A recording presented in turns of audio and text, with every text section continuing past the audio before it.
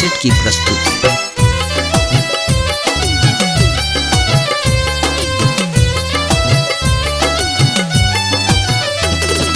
शंख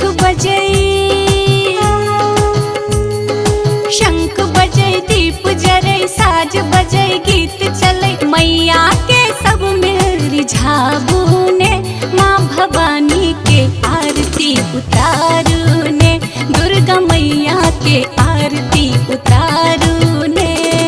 शंख बजै दीप जरै साज बजै गीत चलै मैया के सब मिल रिझाबू ने माँ भवानी के आरती उतारू ने माँ भवानी के आरती उतारू ने।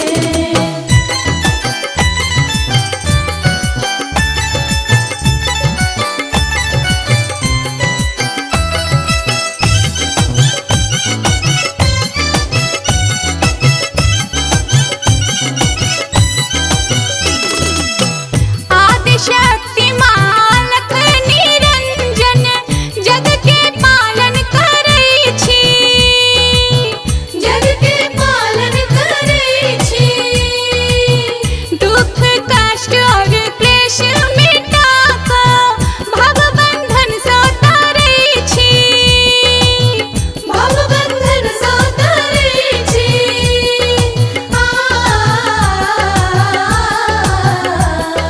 श्रद्धा विश्वास जगै भक्ति में लगन लगै मैया के चरण पखारू ने माँ भवानी के आरती उतारू ने दुर्गा मैया के आरती उतारू ने माँ भवानी के आरती उतारू ने।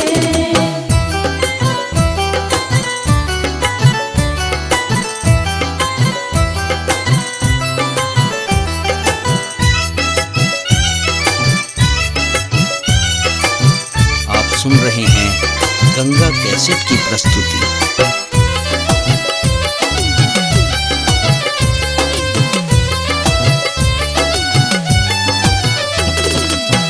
भवहारिणी जगदम्बे मैया आनंद के जननी छथि, आनंद के जननी छथि।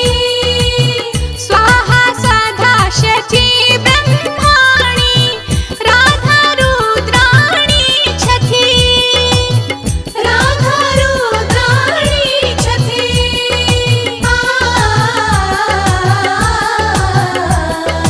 काम क्रोध त्याग करू दोष दंभ नाश करू मैया में ध्यान लगाबू ने दुर्गा मैया के आरती उतारू ने महामाया के आरती उतारू ने माँ भवानी के आरती उतारू ने।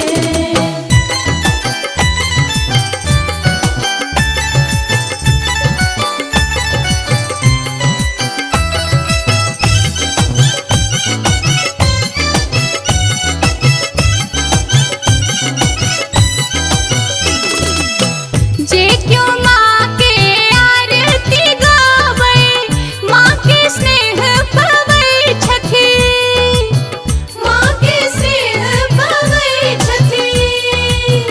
माया सबके नाच नचाबै माँ उद्धार करै छथि, माँ उद्धार करै छथि।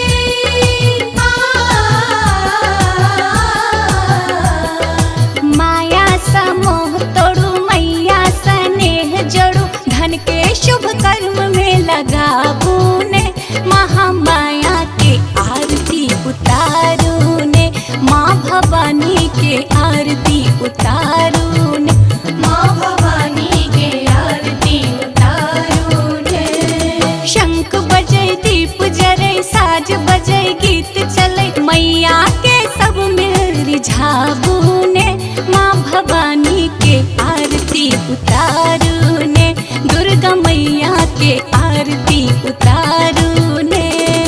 शंख बजै दीप जरै साज बजै गीत चलै मैया के सब मिल रिझाबू